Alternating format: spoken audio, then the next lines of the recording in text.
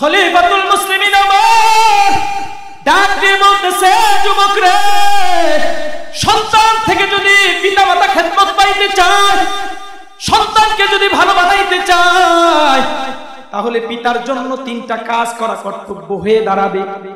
1 নম্বর ভালো মায়ের ব্যবস্থা, 2 নম্বর সন্তান ভূমিষ্ঠের পরে ভালো একটা নাম, 3 নম্বর সন্তানকে ভালো শিক্ষায় শিক্ষিত করতে হবে, মাদ্রাসার মধ্যে পড়াইতে হবে, কোরআনের হাফেজ বানাইতে হবে, আলেম বানাইতে হবে। আলেম হইলে কি লাভ হবে, কি ফায়দা হবে? আল্লাহর পয়গম্বর বলে, আমার উম্মত যেই ব্যক্তি তালিবুল ইলম হবে, ইলম শিক্ষা অর্জনের জন্য ঘর থেকে বাহির হবে, ঘর থেকে বাহির হইতে দেরি হবে, আমার আল্লাহ তার নামটাকে জান্নাতি ব্যক্তিদের নামের সঙ্গে লিখতে 1 মুহূর্ত দেরি করবে না।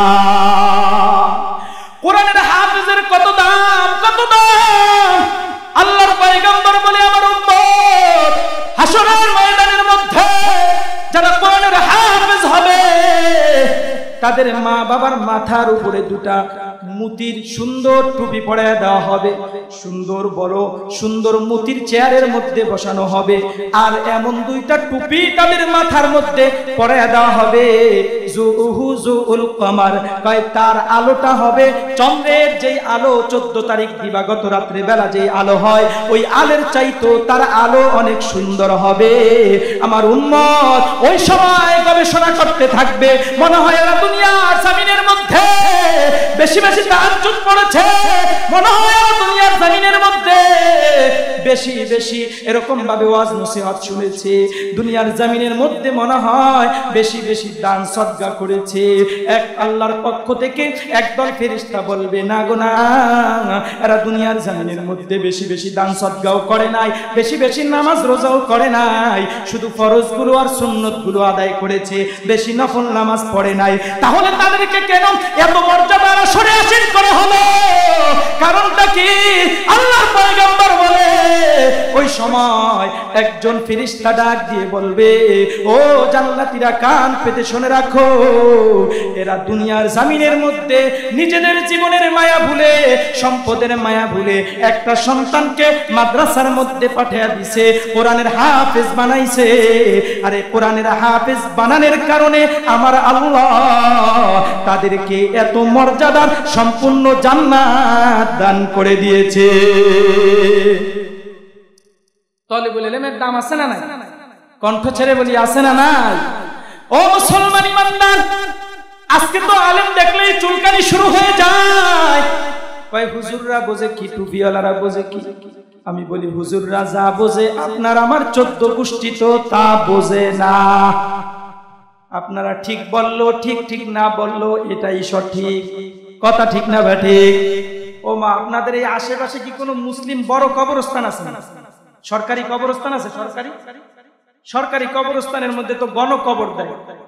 ওই গণকবর দিলে, মাদারীপুরে মাহফিল করেছিলাম কবরস্থানের পাশে, লোকজনের কণ্ঠ দিয়া জবান দিয়া আওয়াজ বার হয় না। আমি বললাম, কি ব্যাপার, এখানে কি কোনো কবরস্থান আছে? এই যে একবারে পুরো দেয়ালের লাগে আমরা বসছি। ও ঠিক আছে, তাইলে এই মুর্দা মানুষের লাগে আপনাদের একটা সম্পর্ক হয়ে গেছে। আপনারা যেইভাবে ঠিক ঠিক বলতেছেন আর আওয়াজ দিতেছেন, মনে হয় যে এই সবে মাত্র কবরের থেকে উঠে আসছে। এই আওয়াজের মাধ্যমে তো ইসলাম কায়েম করা যাবে না। যাবে? আওয়াজ দান জোরে যাবে? একটু কণ্ঠ ছাড়তে হবে। রাজি আছি সবাই? আরে অনেক রাত হয়ে গেছে বুঝছি, আপনাদেরও ঘুমে ধরছে। আল্লাহ, আর কিছুক্ষণ চলবে। আলহামদুলিল্লাহ, আল্লাহ তাআলা কবুল করুক। সকলে বলি আমিন। ও মুসলমান ইমানদার, অনেকের আলেম দেখলে মেজাজটা গরম হয়ে যায়, বলে টুপিওয়ালারা কি বোঝে? আমি বলি, টুপিওয়ালারা যা বোঝে তোমার আমার 14 গোষ্ঠী তো তা বোঝে না। কথা ঠিক না ভাই? ও মুসলমান, এক লোক স্বপ্নের মধ্যে দেখতেছে বিশাল বড় একটা মজমা, ওই মজমার মধ্যে আল্লাহর পয়গম্বরও আছে, তার পিতাও আছে। স্বপ্নের মধ্যে দেখতেছে যখন নামাজের সময় হয়ে গেছে, আল্লাহর নবীর সামনে যায়া তার পিতা ইমামতি করতেছে। তৎকালীন যুগের স্বপ্নের সবচাইতে বড় ব্যাখ্যাকার, তখন থেকে এই পর্যন্ত সবচাইতে স্বপ্নের বড় ব্যাখ্যাকার হলো মুহাম্মদ ইবনে সিরিন রাহমাতুল্লাহি আলাইহি। মুহাম্মদ ইবনে সিরিন রাহমাতুল্লাহি আলাইহি দরবারে চলে গেছে, হুজুর আমার আব্বা স্বপ্নের মধ্যে দেখেছি আল্লাহর নবীর সামনে যে ইমামতি করেছে, আমার আব্বার মর্যাদা মনে হয় অনেক বেশি বেড়ে গেছে। এবার হুজুর বলতেছে, না, তোমার আব্বার মর্যাদা বেশি বাড়ে নাই, বরঞ্চ তোমার আব্বা মৃত্যুবরণ করেছে। হুজুর, এত বড় একটা স্বপ্ন দেখলাম, সুন্দর স্বপ্ন দেখলাম, আমার আব্বা আল্লাহর নবীর সামনে যে ইমামতি করছে, আর আপনি বলতেছেন যে আমার বাবার মরণ দেখছি, এটা কেমনে হতে পারে? আপনি এখনো ভালো একটা পক্তগী অর্জন করতে পারেন নাই, ভালো আলেম এখনো হইতে পারেন নাই। মুহাম্মদ ইবনে সিরিন রাহমাতুল্লাহি আলাইহি বলে, বেয়াদব, যাও বাড়ির মধ্যে যাও, বাড়ির ভিতরে যায় দেখো, যদি বেশি চেঁচামেচি করো তাহলে জানাজার নামাজটাও পাবা না। যুবক এক দৌড়ে বাড়ির মধ্যে চলে গেছে, বাড়িতে যেয়ে দেখতেছে অনেক মানুষের সমাগম। কি ব্যাপার, কি হয়েছে? অমুকে মৃত্যুবরণ করেছে, মানে তার বাবা মৃত্যুবরণ করেছে। কারো থেকে কোনো কিছু না বলে জানাজার নামাজ পড়ে এক দৌড়ে মুহাম্মদ ইবনে সিরিন রাহমাতুল্লাহি আলাইহির দরবারে চলে যায়। বলে, হুজুর, এত বড় একটা মোবারক স্বপ্ন দেখলাম, আর আপনি বললেন আমার বাবার মৃত্যু হয়েছে, এটা কেমনে বললেন?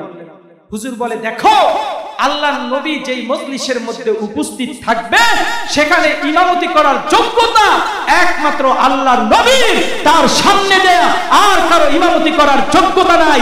আলেম যেই মজলিসের মধ্যে উপস্থিত থাকবে, আলেম যেই মজলিসের মধ্যে উপস্থিত থাকবে, ইমামতি করবে আলেম, সামনে যাবে আলেম। কোন মুসল্লি যদি বলে, হুজুর, আপনি টাকা পয়সার লাইনে, সম্পদের লাইনে আমাদের চাইতে অনেক কম, বয়সের লাইনও আমাদের চাইতে ছোট, আপনি পিছনে দাঁড়ান, আমরা মুসল্লিরা সামনে যেয়ে দাঁড়াই, নামাজ হবে?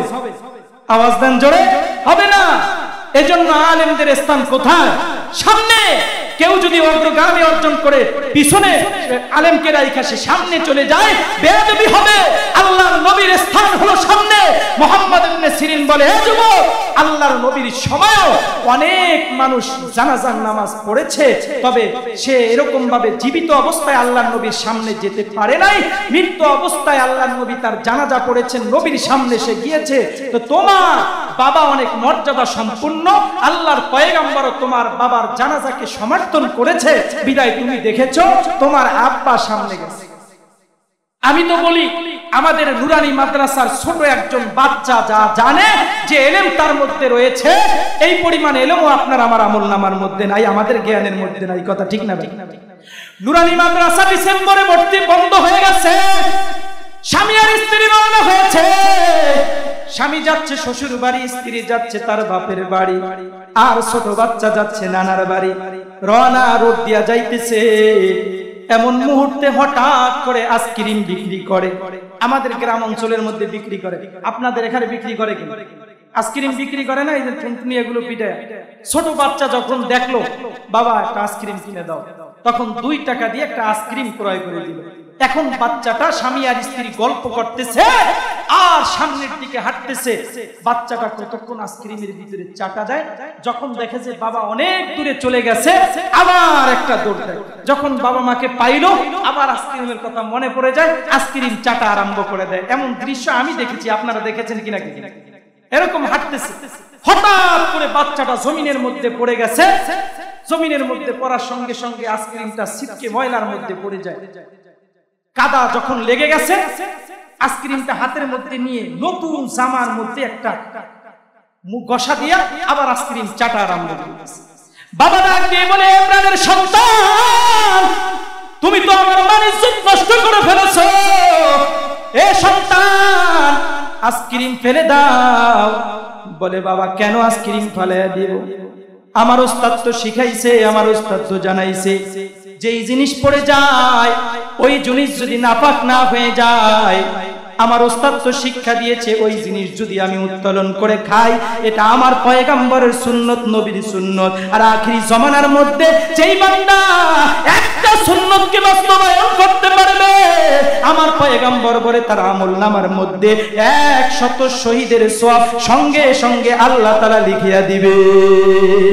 শুধু তাই নয়, আমার পয়গম্বর বলে, আমার উম্মত, যদি কোনো খাবার তোমাদের জমিনের মধ্যে পড়ে যায়, ওই খাবারগুলো তোমরা উত্তোলন করে খাও।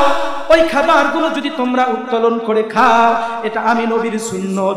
আর একটা সুন্নতের উপরে যারা পক্তি অর্জন করতে পারবা, যে ব্যক্তি সুন্নতকে মহব্বত করবে, মান আহাব্বা সুন্নতি ফাকাদ আহাব্বানি ওয়া মান আহাব্বানি কানা মাই ফিল জান্নাহ। আল্লাহর পয়গম্বর বলে, আমার উম্মত, যেই ব্যক্তি আমার সুন্নতকে মহব্বত করবা, সেই ব্যক্তি আমি নবীকেই মহব্বত করলা। আর যেই ব্যক্তি আমাকে মহব্বত করবা, আমি নবীর সঙ্গেই হাসরের ময়দানে তোমরা জান্নাতের মধ্যে থাকবা।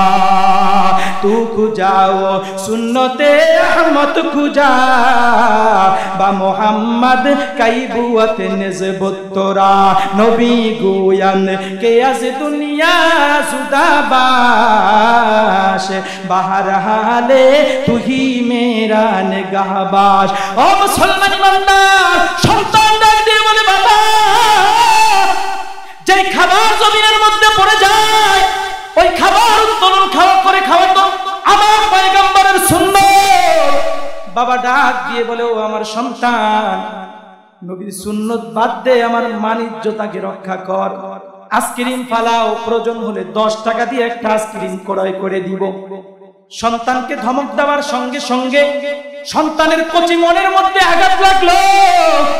একই তো আইসক্রিমের মায়া বলতে পারে না, আবার তো আল্লাহর পয়গম্বরের যেই সুন্নতের শিক্ষা ওস্তাদ থেকে পেয়েছে, ওই সুন্নত সে পালন করতে পারলো না। দুইটা ব্যথায় ব্যথিত হইয়া সন্তান আল্লাহর কাছে মনে মনে ডাক দিয়ে বলতেছে, এ মালিক রে, এমন একটা জবাবের ব্যবস্থা তুমি আমাকে করে দাও, যে উত্তরের মাধ্যমে আমার আল্লাহ, যে উত্তরের মাধ্যমে আমার বাবা চিরদিনের জন্য সুন্নতওয়ালা হয়ে যাবে, আর কখনো আমার নবীর সুন্নত ছাড়বে না।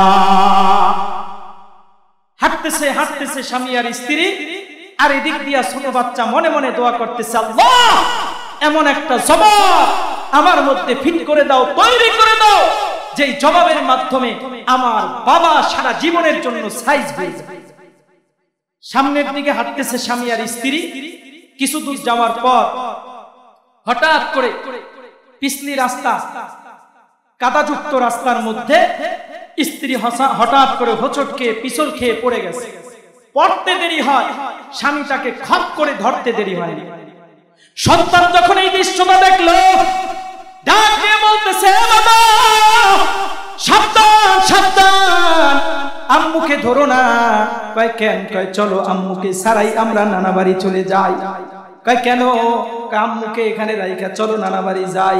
কয় সাবধান, তোর আম্মুকে রাইখা যদি নানা বাড়ি যাই, আমাকে জেলের ভাত খাওয়াইবে, তোর সাইজ বানাবে, সুতরাং তোর আম্মুকে ছাড়া তো তোর নানার বাড়ি যাওয়া যাবে না।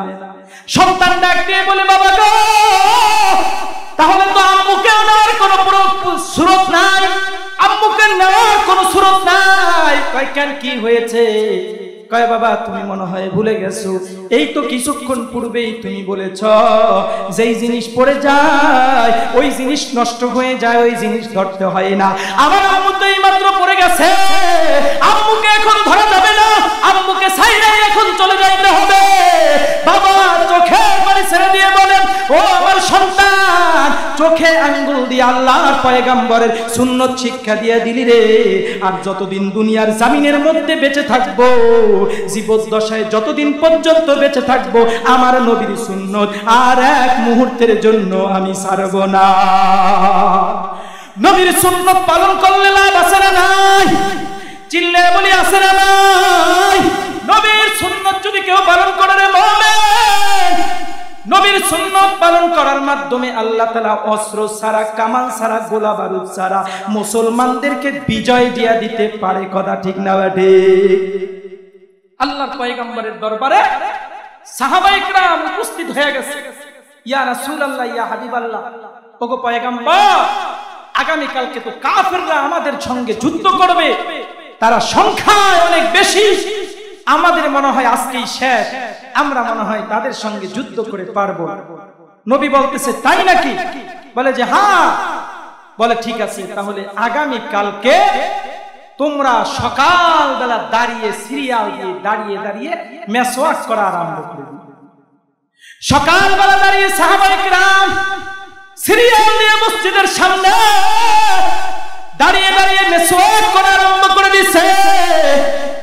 সাহাবায়ে কেরাম মেসওয়াক করতেছে, আর গোয়েন্দারা, কাফেরের গোয়েন্দারা চলে আসলো দেখার জন্য কি ব্যাপার, দাঁড়িয়ে দাঁড়িয়ে মুসলমানরা কেন দাঁতে ধার দিতেছে।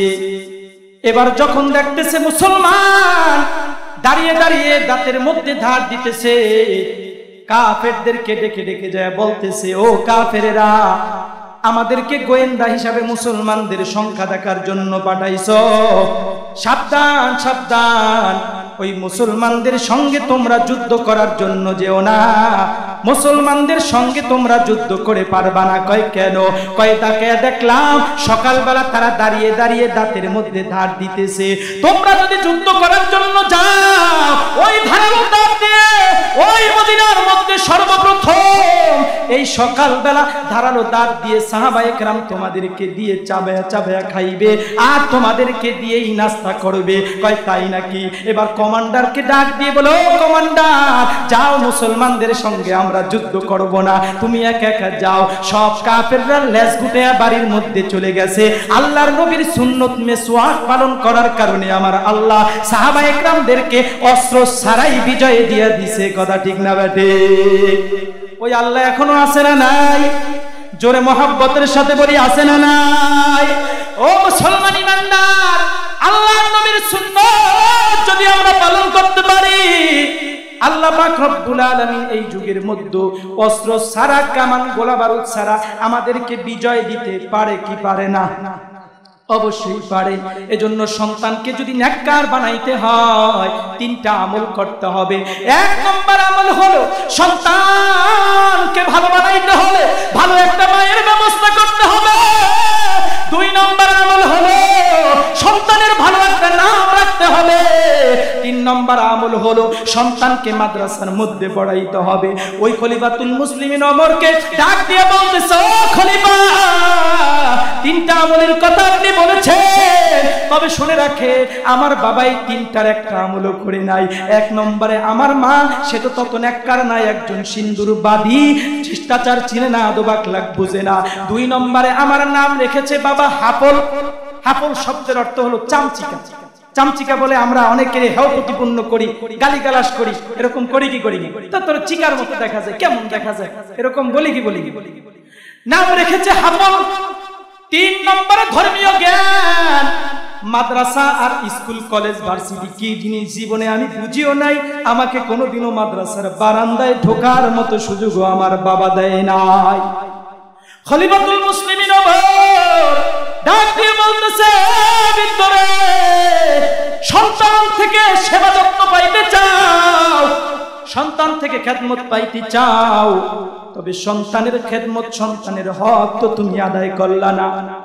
তোমার জন্য যেমন সন্তান নেয়ামত, সন্তানের জন্য তো তোমরা নেয়ামত, তুমি তো সন্তানের নেয়ামতের শুকরিয়া আদায় করলা না। তোমার জন্য কর্তব্য ছিল সন্তানের জন্য ভালো একটা মায়ের ব্যবস্থা করা। দুই নম্বরে কর্তব্য ছিল ভালো একটা নাম রাখা। তিন নম্বর কর্তব্য ছিল ধর্মীয় জ্ঞান শিক্ষা দেওয়া। একটাও তুমি করলা না। সুতরাং তুমি যে আদব আখলাক চাইতেছো, খেদমত চাইতেছো, এটা হলো তোমার জন্য বেয়াদবি আর মূর্খতার পরিচয়। কথা ঠিক না বেঠি? ও মুসলমান ইমানদার, যুবকরা মনে মনে খুশি, আমাদেরকে তো মাদ্রাসায় পড়ানো হয় নাই, আমার মা তো পর্দানিশী নয়, আমার বাবা তো ভালো কোন আমলদার মেয়েকে বিবাহ করে নাই, সুতরাং আমি আমার মা বাবার খেদমত করব না, আমি আমার মা বাবার সেবা যত্ন করব না। যুবকরা এই হাদিস শুনে, এই ঘটনা শুনে মনে মনে আনন্দিত হইতেছে। না যুবক না, তোমার বাবা বুঝতে পারে নাই, মা বুঝতে পারে নাই, এই জন্য তোমাকে মাদ্রাসায় পড়াইতে পারে নাই। তোমার বাবার নামের অর্থ কি জিনিস সেটাও জানে না, এজন্য তোমার নাম ভালো করে রাখতে পারে নাই। তুমি এখন ওলামা একরামের বয়ানগুলো শোনো, হক্কানি পীর মাশায়েখদের কাছে যাও, কোরআন হাদিসের আলোচনা শোনো। এই কোরআন হাদিসের আলোচনা শুনে শুনে তুমি তোমার জীবনটাকে উজ্জীবিত করে, তোমার নামটা যদি ভালো না হয় এই নামটাকে তুমি চেঞ্জ করে ভালো একটা নাম তুমি রেখে দাও। আর পিতা মাতার সেবা যত্ন করা আরম্ভ করে দাও, কারণ পিতা মাতা হলো তোমার জন্য বড় একটা নেয়ামত। কথা ঠিক না ঠিক? আল্লাহর পয়গম্বর ডাক দিয়ে বলে, আমার উম্মত, আল জান্নাতু তাহতা আকদামিল উম্মাহাত,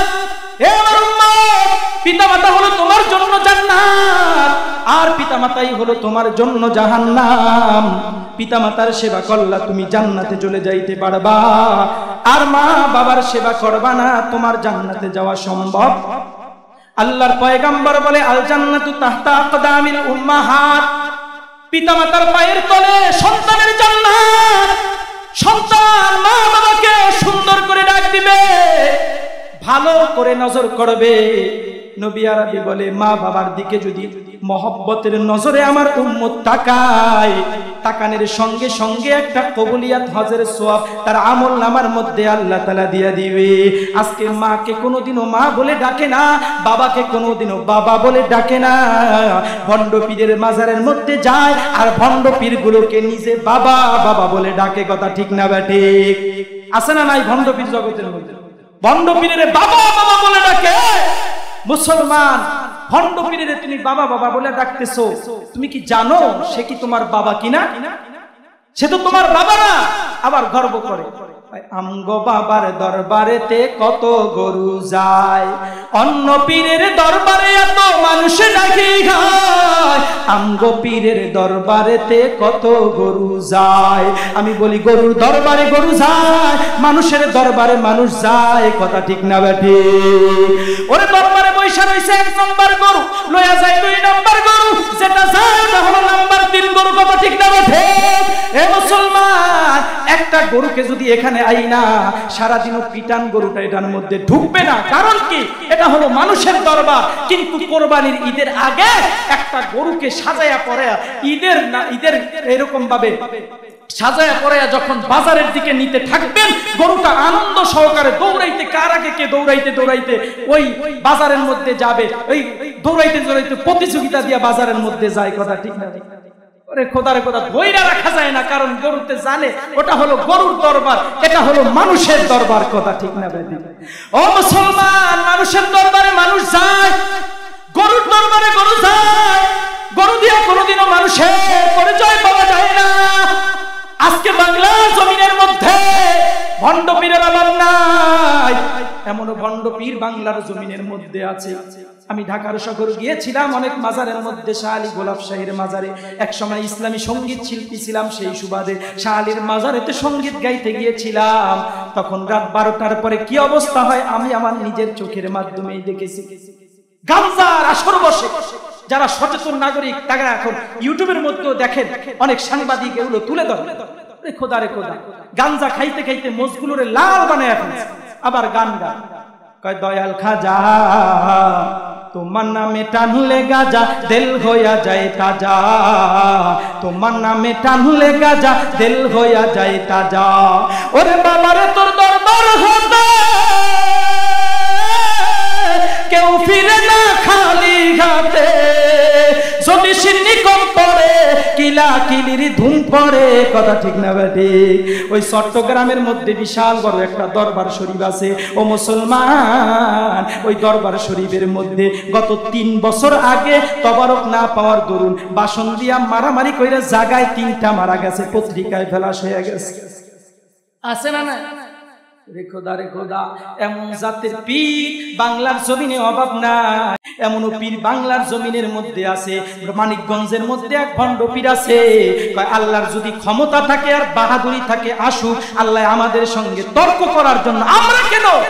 আমাদের দুর্বল একটা মুরিদের সঙ্গ আল্লাহ তর্ক করে পারবেন না। যারা সচেতন নাগরিক শুধু চার্জ দিবেন বাংলাতে লেখে মানিকগঞ্জের ভণ্ড পীর, এতটুকু লেখলেই চলে আসে আর এই ভিডিওটা চলে আসে।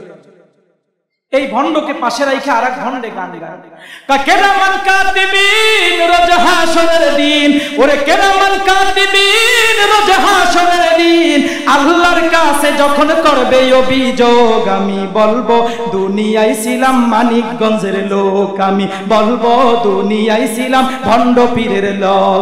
হাসরের ময়দান যেদিন কায়েম হবে, আল্লাহ পাক রব্বুল আলামিন ইসরাফিল আলাইহিস সালামের মাধ্যমে সিংহার মধ্যে যখন ফুৎকার দিতে আরম্ভ করে দিবে, ইসরাফিল আলাইহিস সালাম সিংহার মধ্যে ফুৎকার দিয়ে দিবে, সাত আসমান সাত জমিনের উপরে পড়ে যাবে, কোনো পাহাড় থাকবে না, পর্বত থাকবে না, নদ নালা কিছুই থাকবে না, পুরা দুনিয়া এমন প্যান্ডেলে পরিণত হয়ে যাবে।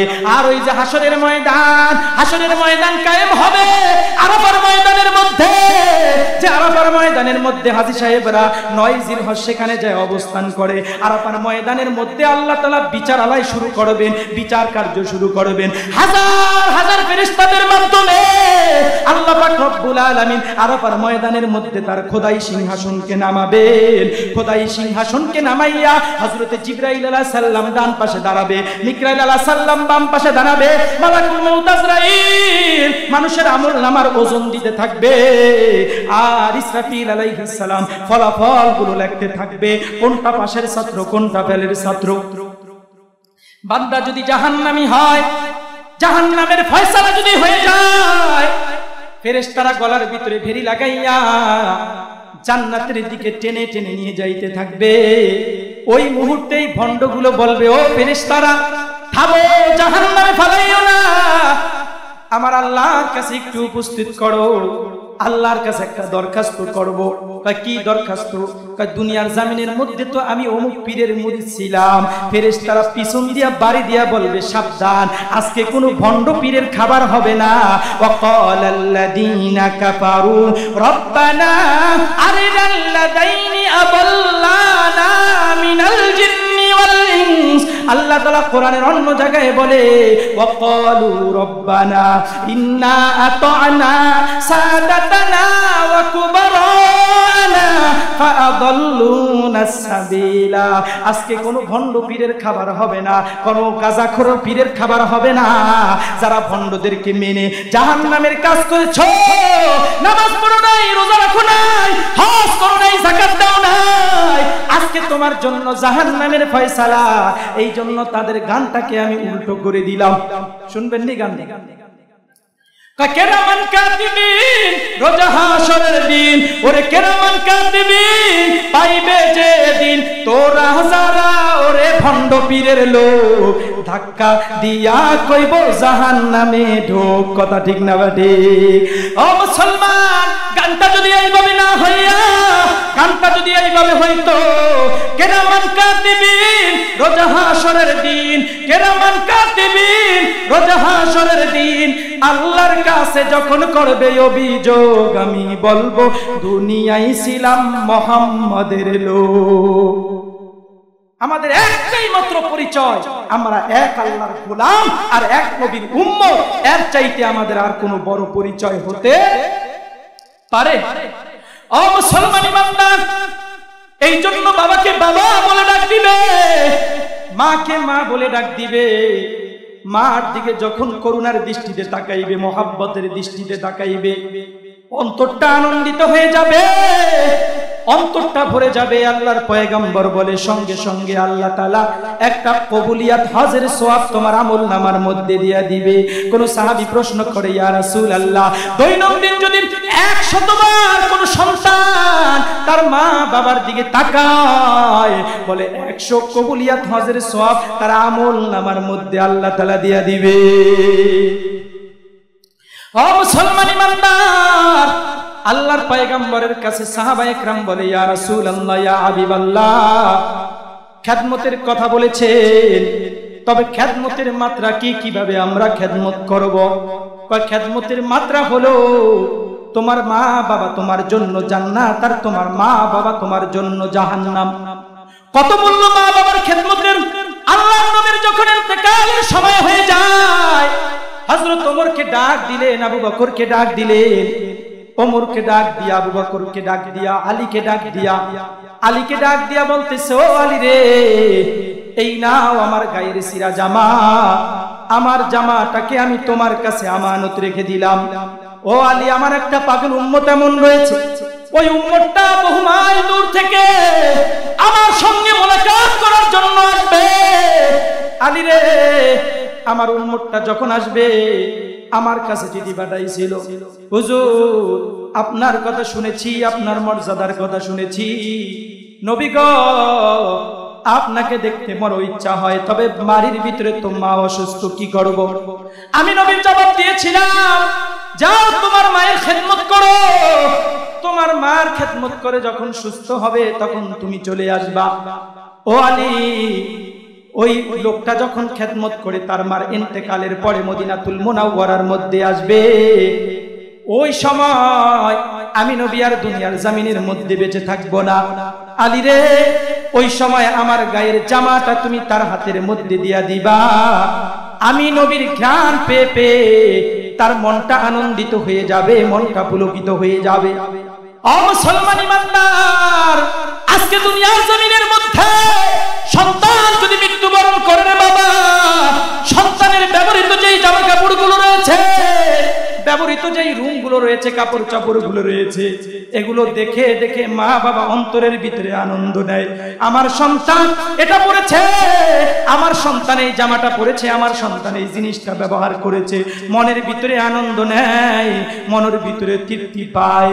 তখন আল্লাহর পয়গম্বর বলতেছে, আলী রে, ওই লোকটা যখন আসবে, আয়েশা যখন দেখবে আমি নবীর ইন্তেকাল হয়ে গেছে, তুমি যখন আমার জামাটা দিবা, আমার জামাটা যখন তার নাকের সামনে আনবে, সঙ্গে সঙ্গে সে তৃপ্তি লাভ করবে, মনটা আনন্দিত হয়ে যাবে।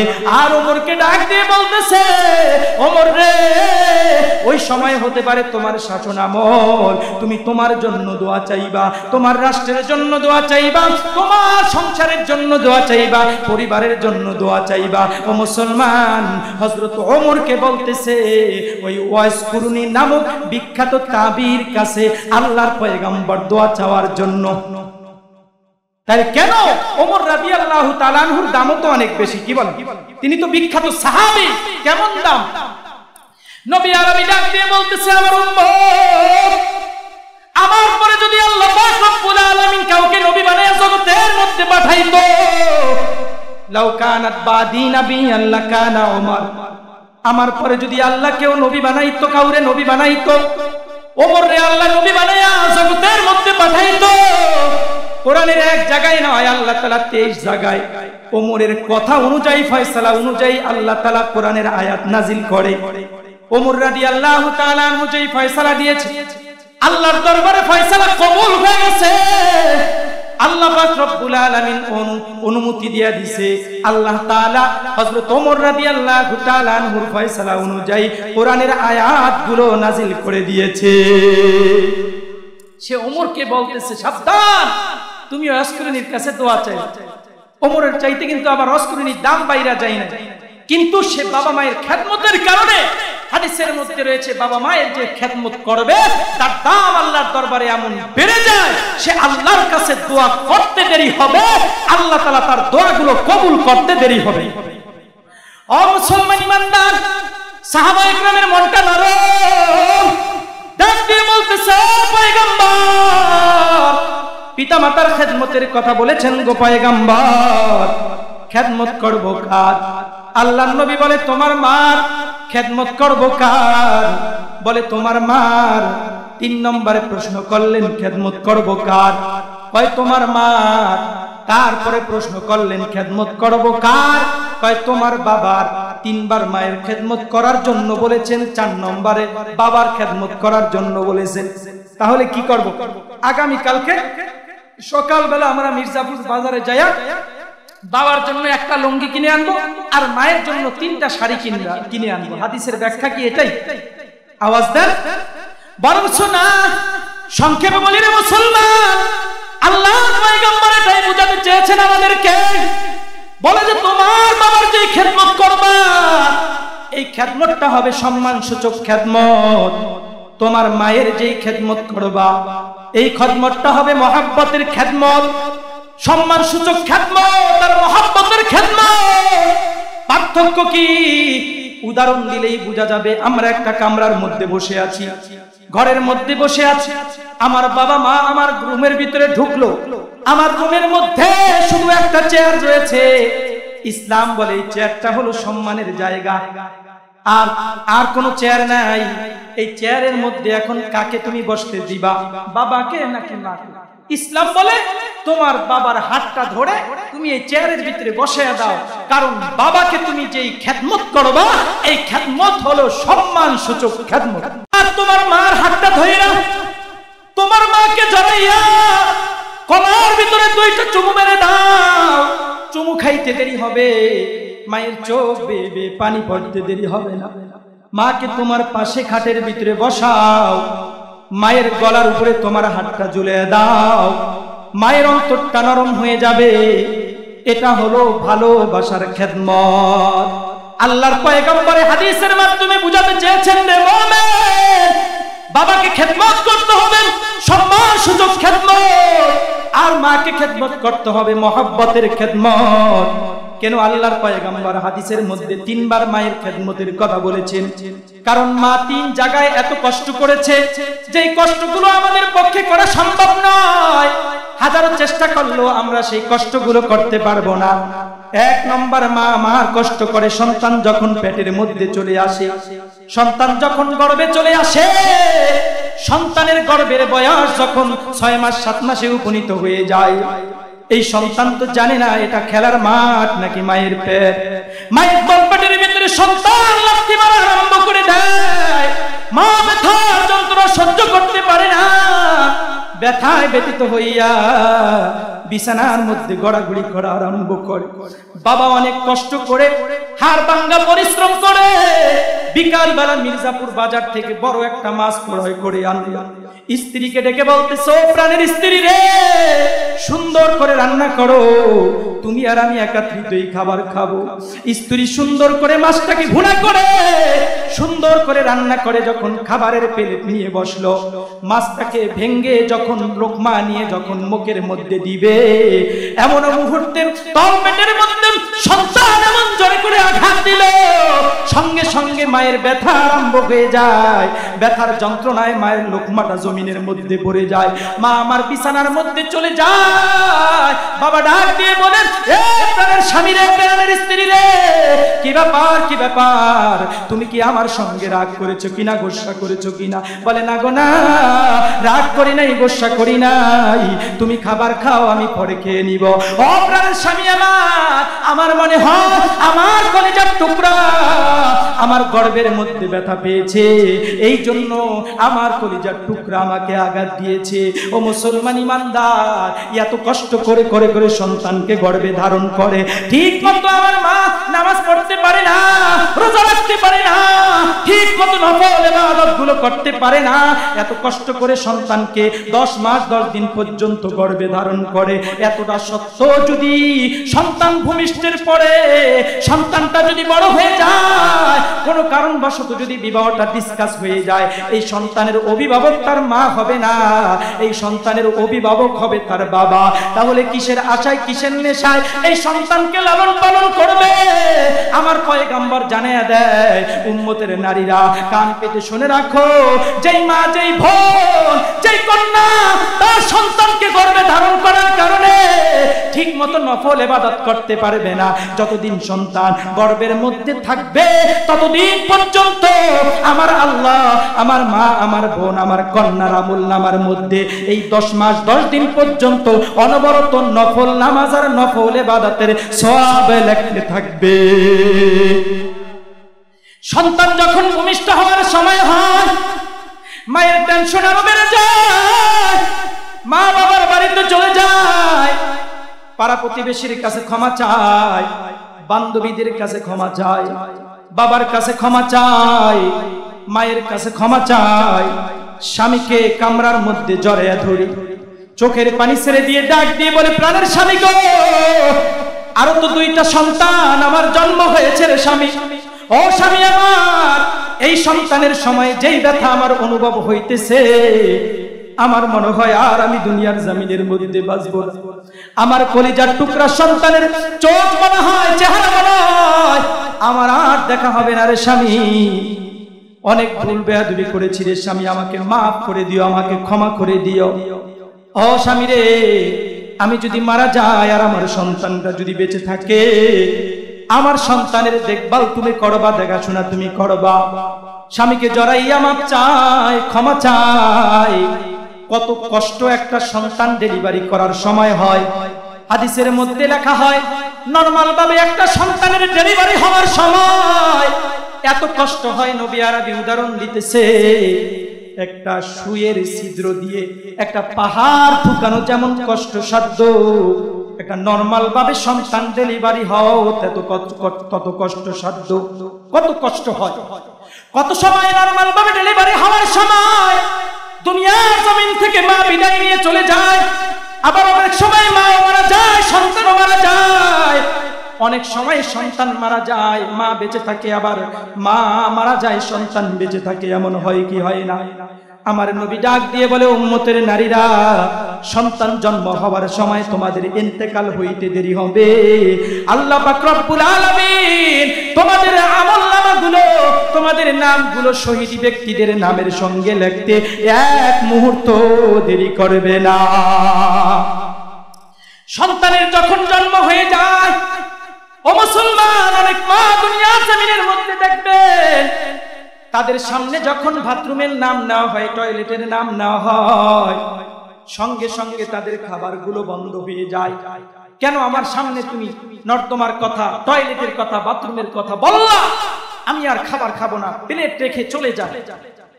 কিন্তু এই মেয়েটার যখন বিবাহ হয়ে যায়, আমার কন্যা, আমার বোন যখন বিবাহিত হয়ে যায়, আল্লাহ পাক রব্বুল আলামিন যখন ওকে একটা সন্তান দান করে, এই সন্তানটাকে পাশে রেখে যখন আমার মা, আমার বোন খাবার খাওয়া আরম্ভ করে দেয়, এমন মুহূর্তে যখন প্রস্রাব করে দেয়, পায়খানা করে দেয়, এখন আর খাবারটা বন্ধ হয় না। ওই পায়খানার দুর্গন্ধ নাক দিয়া ঢুকতেছে, কিন্তু খাবার বন্ধ হয় না। খাবারের প্লেটটা রাইখা সন্তানটাকে নিয়ে বাহিরের মধ্যে চলে যায়, সুন্দর করে পরিষ্কার করে বুকের ভিতরে জড়াইয়া তার পথে আইনা আবার খাবার যেই জায়গায় ছিল ওই জায়গা থেকেই খাবার খাওয়া আরম্ভ করে দেয়। কথা ঠিক না? এমন কষ্ট করেন, হাড় ভাঙা পরিশ্রম করে, এই যে কনকনে ঠান্ডার মধ্যে কত সন্তান এমন রয়েছে রে বাবা, রাতের মধ্যে প্রস্রাব করে দেয়, এই প্রস্রাবের মধ্যে সন্তানকে ঘুমাইতে দেয় না। মা আমার প্রস্রাবের মধ্যে ঘুমায়, পায়খানার মধ্যে ঘুমায়, সন্তানটাকে বুকের ভিতরে জড়ায়া ঘুম পাড়ায়। এত কষ্ট করে করে সন্তানকে লালন পালন করলো, কিন্তু যখন এই সন্তানটা বড় হয়ে যাবে, কোন কারণবশত যদি বিবাহটা ডিসকাস হয়ে যায়, এই সন্তানের অভিভাবক তো তার মা হবে না, এই সন্তানের অভিভাবক রাষ্ট্রীয় আইনে, সামাজিক আইনে আর ইসলামিক আইনে সন্তানের অভিভাবক হয়ে যাবে তার বাবা। কথা ঠিক না ঠিক? তাহলে কিসের আশায়, কিসের নেশায় এই সন্তানকে লালন পালন করবে? কি লাভ হবে, কি ফায়দা হবে?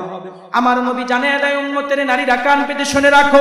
তাই আমার যে উম্মতের নারীরা সন্তানকে লালন পালন করবে, যতদিন পর্যন্ত সন্তান না জানবে কোনটা আগুন, কোনটা পানি, কোনটা ভালো, কোনটা মন্দ, নিজের হাতের মাধ্যমে যতদিন পর্যন্ত চিবিয়া খাবার না খাইতে পারবে, ততদিন পর্যন্ত সন্তানটাকে যে লালন পালন করলো, এই লালন পালন করার বিনিময় একজন মুজাহিদ আল্লাহর রাস্তার মধ্যে যাইয়া অনবরত যদি যুদ্ধ করতে থাকে, তরবারি দিয়ে কাফেরদের সঙ্গে জিহাদ করতে থাকে, এই 4 বছর 5 বছর পর্যন্ত অনবরত জিহাদ করলে যে পরিমাণ সওয়াব সে কামাই করবে, আমার মা, আমার বোন, আমার কন্যা একটা সন্তান লালন পালন করার কারণে ওই মুজাহিদের চাইতে আরো বেশি সওয়াব আল্লাহ তাআলা ওই নারীর আমলনামার মধ্যে দিয়া দিবে। দাম আছে না নাই? আওয়াজ দেন জোরে। ও মুসলমান ইমানদার, এজন্য সন্তানের লালন পালন করতে হবে, সন্তানের সেবা যত্ন করতে হবে। রাজি আছি সবাই? ও মুসলমান, এই জন্য বাবা মায়ের খেদমত করা লাগবে কি লাগবে না? সন্তান ও পিতামাতা যারা রয়েছে তারা সন্তানের সেবা যত্ন করবে, সন্তানের দিকে তাকাইবে, সন্তানের যে হকগুলো রয়েছে, 3টা হকের কথা বলেছিলাম, 3টা হক আদায় করবে, আর সন্তান ও পিতামাতার খেদমত করবে, কারণ পিতামাতার পায়ের তলেই হলো সন্তানের জন্য জান্নাত। মাহফিল শেষ হয়ে গেছে, যুবক সন্তান চোখের পানি ছেড়ে দিয়ে কান্দে, ডাক দিয়ে বলল, যুবক সবাই বাড়িতে চলে গেছে, এখনো তুমি কেন কাঁদতেছো? কেন তুমি কান্নার মধ্যে লিপ্ত হয়ে গেছো? যুবকটা ডাক দিয়ে বলতেছে, হুজুর গো, গত বছর এই ময়দানের মধ্যে বয়ান হয়েছিল, আপনার পরিবর্তে আর একজন বক্তা এসেছে। আমার বাবা এলান করেছে, চল চল বয়ান শোনার জন্য যাই। আমার বাবাকে আমি বলেছিলাম, বাবা গো, বয়ান শুনতে যাইতে পারি, তবে 500 টাকা আপনি আমাকে দিতে হবে। হুজুর, আমার বাবা রাজি হয়ে গেছে, ময়দানের মধ্যে চলে আসছে। হুজুর, আমার তো বয়ানের দিকে নজর নাই, আমার বয়ানের দিকে খেয়াল নাই। আমার খেয়াল হলো বাবার পকেটের দিকে কখন বয়ান শেষ হবে, আমি 500 টাকা নিয়ে বাড়ির মধ্যে যাব। হুজুর, বয়ান শেষ হইতে দেরি হয়, 500 টাকা পকেটের ভিতরে নিতে দেরি হয় না। এই বছরে এলান দেওয়া হয়েছে, এই ময়দানের মধ্যে বয়ান শুরু হয়ে গেছে। ওই বক্তার পরিবর্তে আপনি আজকে এসেছেন। হুজুর গো, আমি ইরাদা করলাম সবার আগে ময়দানের মধ্যে চলে আসলাম। গত বছর যেই জায়গার মধ্যে বসলাম, সেই জায়গার মধ্যে যাইয়া সেখানে বসে আমি বয়ান শোনা আরম্ভ করে দিলাম। হঠাৎ করে আমার বাবার কথা মনে পড়ে গেল। গত বছর তো এই ময়দানের মধ্যে আমার বাবার সঙ্গে একাত্রিত এই বয়ান শুনেছি। আমি ডান দিকে তাকাই, বাবা নাই, বাম দিকে তাকাই, বাবা নাই, পেছন দিকে তাকাই, সামনের দিকে তাকাই, কোথাও বাবা নাই। আমি নির্ণয় করতে পারি না, আমার মনটা চৌচির হয়ে গেছে, কান্নার মধ্যে বিবর হয়ে গেলাম। বাড়ির মধ্যে যাইতে মনে চাই না, কারণ গত বছর বাড়ির মধ্যে যাওয়ার পর মায়ের রান্না করা খাবার খেয়েছি। আজকে তো বাড়ির মধ্যে গিয়ে মাকে মা বলে ডাকবো সত্যি, কিন্তু মা তো ডাকের সাড়া দিবে না। ও হুজুর, গত 3 মাস আগে, 1 মাসের আগায় মাথায় আমার বাবাও দুনিয়ার থেকে বিদায় নিয়ে চলে গেছে, আমার মাও দুনিয়ার থেকে বিদায় নিয়ে চলে গেছে। যুবক, পায়ে হাত দিয়ে বলে যাই রে যুবক, কতদিন তোমার বাবার হাতে ধরে ঈদগাহের মধ্যে ঈদের নামাজ পড়ার জন্য গিয়েছ? ও মুরব্বি বালবাজিরা, একটু চক্ষুখানি বন্ধ করে কম্পিয়ার করো। কতদিন নিজের বাবার হাতটা ধরে ওই মসজিদের মধ্যে গিয়েছে, কতদিন নিজের বাবার হাত ধরে মাদ্রাসার মধ্যে গিয়েছেন, কতদিন বয়ান শোনার জন্য গিয়েছেন, কতদিন ঈদগাহের মধ্যে গিয়েছেন, কতদিন বাজার শোনার জন্য গিয়েছেন, বাজার করার জন্য গিয়েছেন। আজকে তাকায় দেখে এই ময়দানের মধ্যে আজকে বাবা নাই।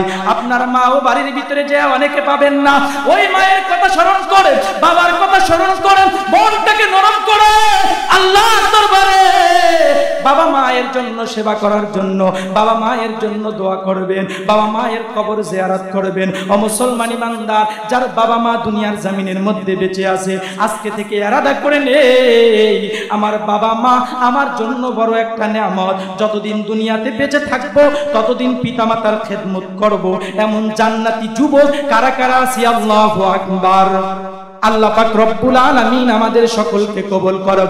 আর মালিক, তাকে দেখো, তোমার বান্দারা আমি গুনাহগারের সঙ্গে, হে আল্লাহ, তাকে দেখো, পিতামাতার সেবা করতে চায়, পিতামাতার খেদমত করতে চায়।